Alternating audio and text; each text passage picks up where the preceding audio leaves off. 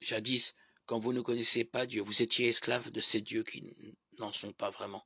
Maintenant que vous avez connu Dieu, ou plutôt que vous avez été connu par lui, comment pouvez-vous retourner de nouveau vers ces forces inconsistantes et misérables dont vous voulez encore de nouveau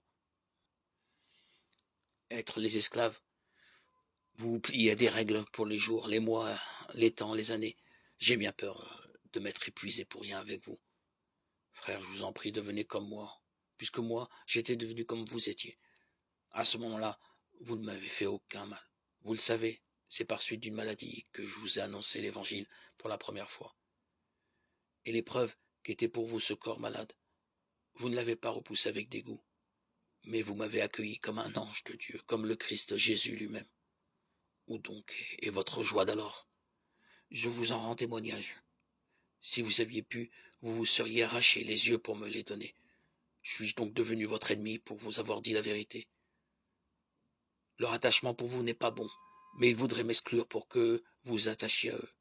Ce serait bien d'avoir un bon attachement en permanence, pas seulement quand je suis chez vous. Mes petits enfants, vous, que j'enfante à nouveau dans la douleur jusqu'à ce que le Christ ait pris forme chez vous. J'aurais voulu être près de vous dès maintenant et pouvoir changer de ton, car je ne sais comment faire avec vous. Dites-moi, vous, qui voulez-vous soumettre à la loi? N'avez-vous pas écouté la loi? Il est écrit en effet qu'Abraham avait 2 fils, l'un né d'une esclave et l'autre d'une femme libre. Le fils d'Agar, l'esclave, eut une origine purement humaine. Celui de Sarah, la femme libre, naquit à cause de la promesse de Dieu. Ces événements ont un sens symbolique. Les 2 femmes sont les 2 alliances.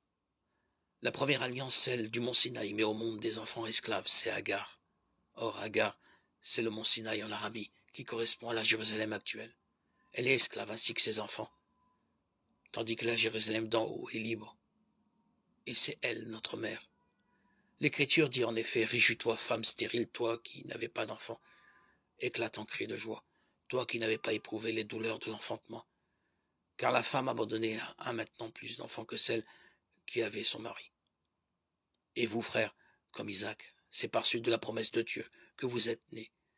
Mais autrefois, l'enfant dont l'origine était purement humaine persécutait celui qui était né selon l'esprit. Il en est de même aujourd'hui. Or, que dit l'Écriture? Renvoie cet esclave et son fils, car le fils de l'esclave ne doit pas partager l'héritage avec le fils de la femme libre. Par conséquent, frères, nous ne sommes pas les enfants d'une esclave, nous sommes ceux de la femme libre. Galates 4, 8, 31. Je m'explique. Tant que l'héritage est un petit enfant, il ne diffère en rien d'un esclave, alors qu'il est le maître de toute la maison. Mais il est sous la domination des tuteurs et des gérants jusqu'à la date fixée par le père. De même, nous aussi, quand nous étions des petits-enfants, nous étions en situation d'esclaves sous la domination des forces qui régissent le monde. Mais lorsque les temps furent accomplis, Dieu a envoyé son Fils. Il est né d'une femme, il a été sous la domination de la loi de Moïse, pour racheter ceux qui étaient sous la domination de la loi et pour faire de nous des fils. Et voici la preuve que vous êtes des fils, envoyés par Dieu. L'esprit de son Fils est dans nos cœurs. Et il crie vers le Père en l'appelant Abba. Ainsi, tu n'es plus esclave, mais fils, et comme fils, tu es héritier par la grâce de Dieu.